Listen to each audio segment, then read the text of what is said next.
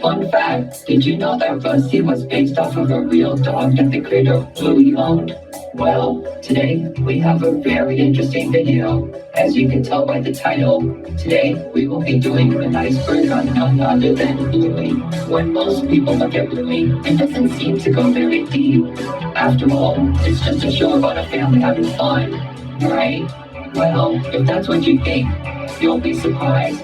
In just 2 seasons, the show has not only proved how fun its concept can be, but it's also raised many questions, incidents, and rumors in the process. Even as a Bluey fan myself, I learned some very interesting facts that I would love to share. Without further ado, let's get started.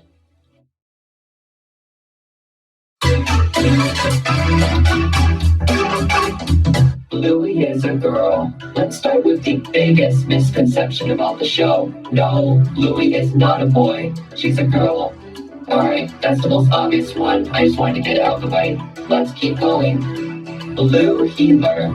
Speaking of Bluey herself, she is based off of a species of dog known as the Blue Heeler, a cattle dog that is native to Australia, the country where Bluey is produced.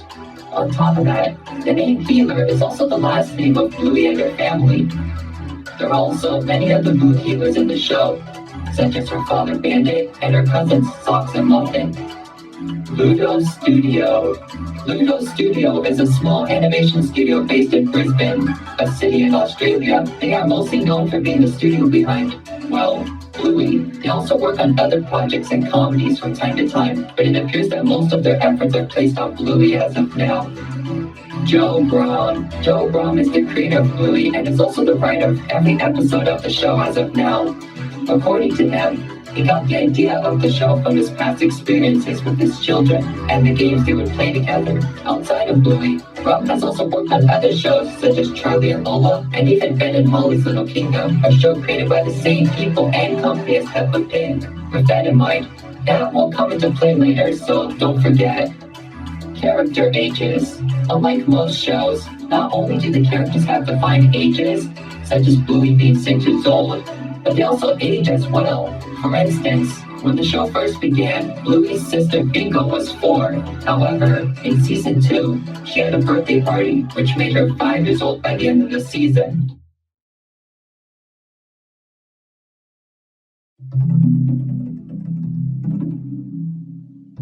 (2016) pilot. In 2016, a short pilot was released to test the concept of the show before it was produced. It was a short animation that involved Bluey, Bingo, and Bandit playing with each other, with Chili making a short appearance. Interestingly, while the animation was made into the season 1 episode The Weekend, it had many differences to the final show. Characters such as Bandit had different character designs, the style of the family's home was completely different, and the intro featured Rusty and Mackenzie, with Bingo barking in the background. The intro also used a part of a song from the band Custard, which Bandit's voice actor, Dave McCormack, was a part of. Bluey the Album. Bluey the Album was an album featuring soundtracks for the backgrounds of some Bluey episodes, such as Bull and Fruit Bat. According to Joe Braun, he had always wanted to release an album to show off how talented the music department is. The music itself was composed by John Bush, the main composer of the show. It was released in January of 2021 and reached the #1 spot on the ARIA's albums chart 1 month later. Bluey's Big Play. Bluey's Big Play was a live show that was originally planned to premiere in 2020. However, due to the you-know-what, most of its showings were postponed. Fortunately, it did play in 2021 to audiences in Australia. The show itself used large puppets who were controlled by performers on stage. According to audiences, the show was a callback to existing episodes, but also had an original story, with Bingo and Bluey helping Chili to get in touch with her distant sister. As of now, the show had not premiered outside of Australia, but Disney Plus is planning to release it on the streaming service. Real locations. One widely accepted fact by Bluey fans is the location of the show, as it has been established that the show takes place in the city of Brisbane, where Ludo Studio is located. On top of that, audiences have also pointed out that many locations in the show are directly based off of real places in Australia. And while you can't visit Bluey's house, it is interesting to know that you can visit some of the places in the show. Social media shorts. Outside of the regular episodes, Ludo's studio has also made the occasional short, exclusive to social media platforms.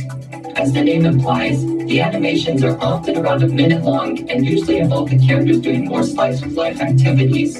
Examples include Bingo asking Bandit a question, Bluey and Bingo dancing, and Muffin trying to sing the song Teen Bluey. In the episode Camping, Bluey meets a boy named Jean-Luc and quickly befriends him despite their language barrier. However, Bluey is devastated when she realizes that Jean-Luc has left the campsite and has to come to terms with the fact that she may never see him again. But at the end of the episode, a scene taking place years after the show appears, with Bluey, who is now older, coming back to the campsite and meeting Jean-Luc once again. Some people debated over whether it was an imaginary sequence or if this actually takes place in the future. But either way, most concluded that it was a pretty heartwarming ending regardless. Shadowlands. Shadowlands is a season 1 episode where Bluey and her friends Snickers and Coco play Shadowlands, where they have to move, but can only do so in the shadows. The main conflict came from Coco, who wanted to bend the rules of the game, starting a conflict between her and Bluey.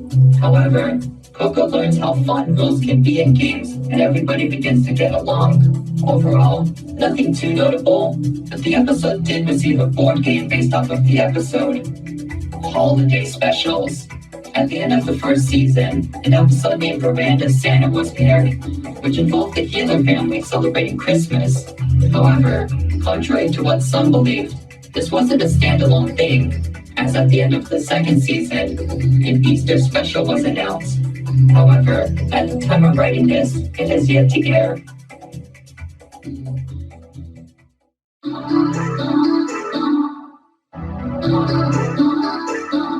The Luxo Ball.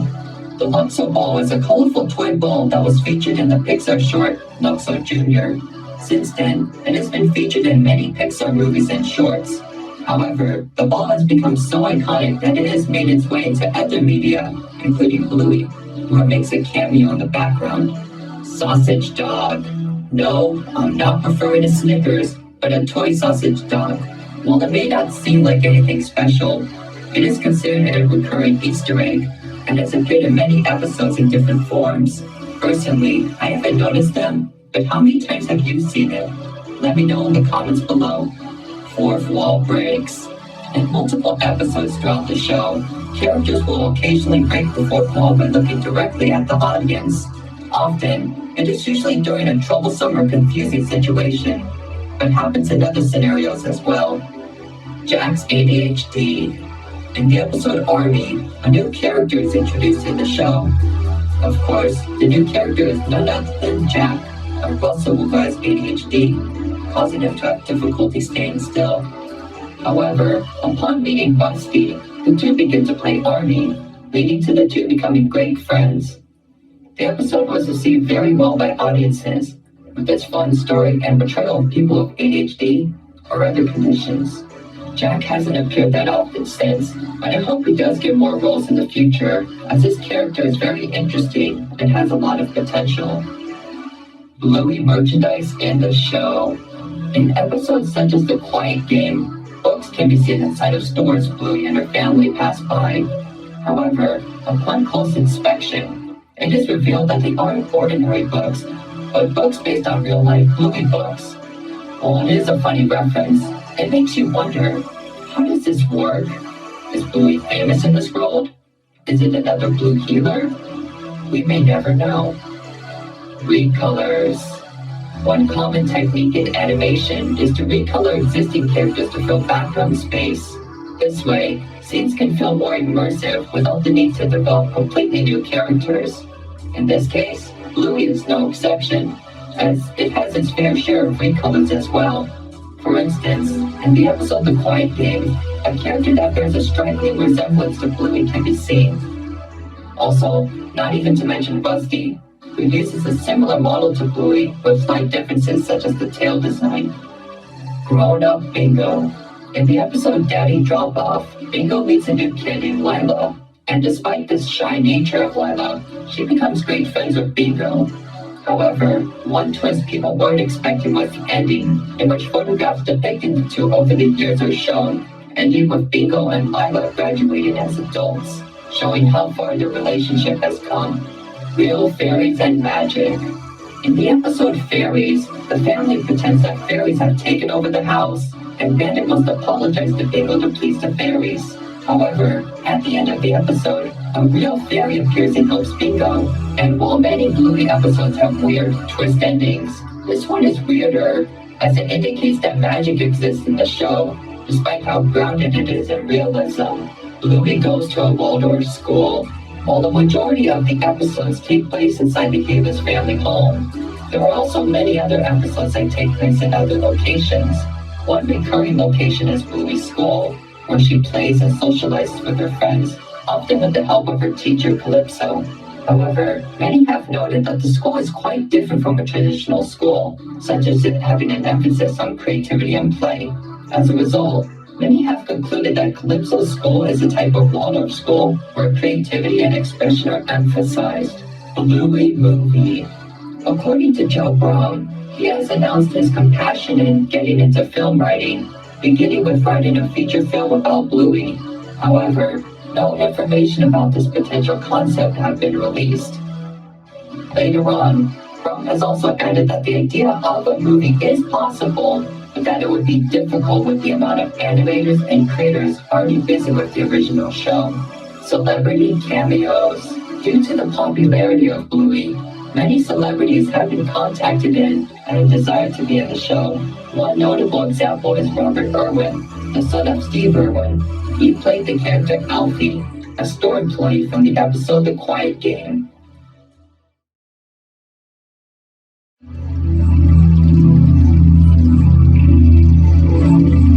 Bluey is based on Peppa Pig. Yep, that's right, the creator said it himself. According to Brum, another inspiration for Bluey came from his experience working on Ben and Holly. Where he heard of Peppa, he believed that he could use the concept of talking animals for a show of his own. And from there, said animals became dogs, and those dogs were blue healers. And well, the rest is history. Rusty's real counterpart. While the Bluey characters are based on real dog species, Rusty himself is special. Not only is he based on a red Kelpie, a type of dog, but he was actually based on a dog that Brum actually owned, who was also named Rusty. Now, I bet the dog wasn't an army fanatic, but it's safe to say that Rusty must have at least taken some inspiration from his real counterpart. Disney censoring. When it comes to worldwide distribution, the primary rights owner is Disney, as they distribute the show through the channels, as well as through the streaming service Disney+. However, it hasn't gone perfectly, as many have complained about the large wait times for episodes that were already released, the censoring of things such as farts, and marketing that attempts to Americanize the Australian show.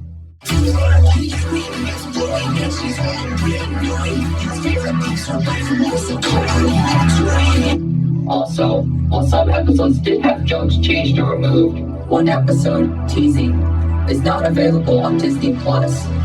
Racial connotations. Speaking of censoring, in Australia, some episodes were pulled due to some characters saying the term ooga booga.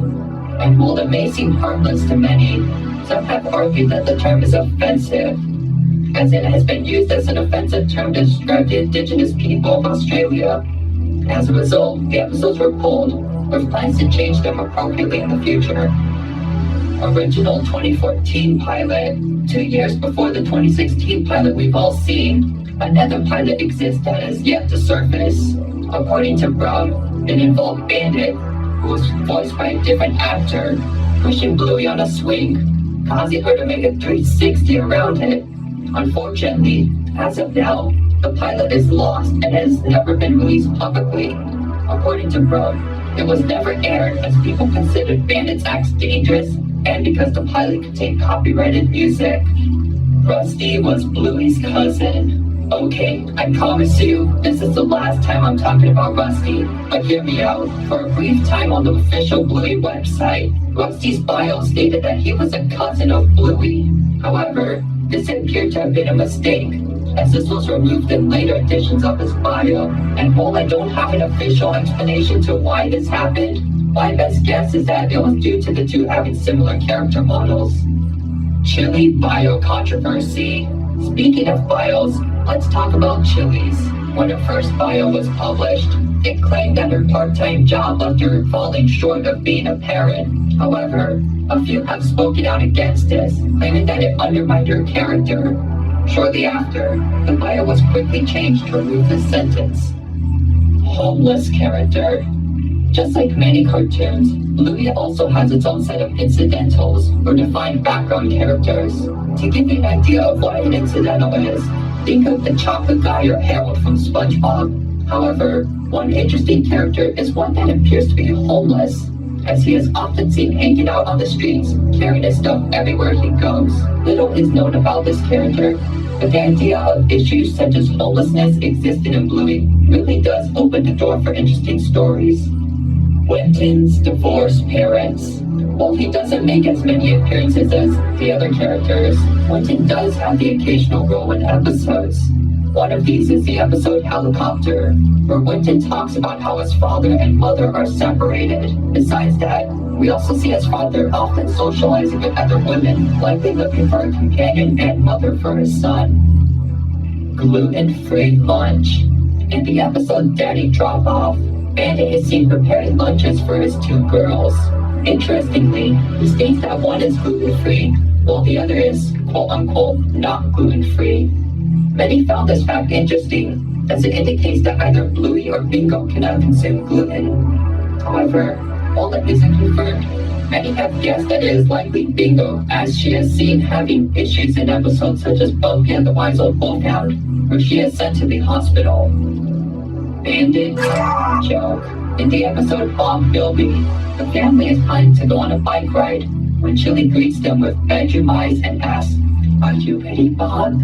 in a suggestive tone. As a result, Bandit freezes, taking a photo using his camera in the process. With all that context in mind, many have taken this as equivalent to him getting a ding to Chili's suggestive attitude. Bluey and Jean-Luc. Yeah, the Bluey fandom isn't safe from shipping either. And while there are many shippings, one of the most popular ones is between Bluey and Jean-Luc. Some claim that their friendship in camping could lead to a romantic relationship, while others argue that they could just be friends. And of course, others have argued that the idea of shipping child characters in general is a little creepy.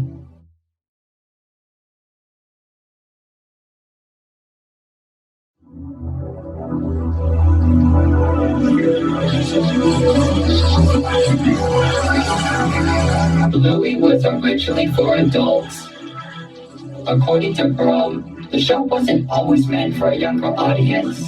In fact, it was originally aimed towards parents and the more adult struggles that come with it.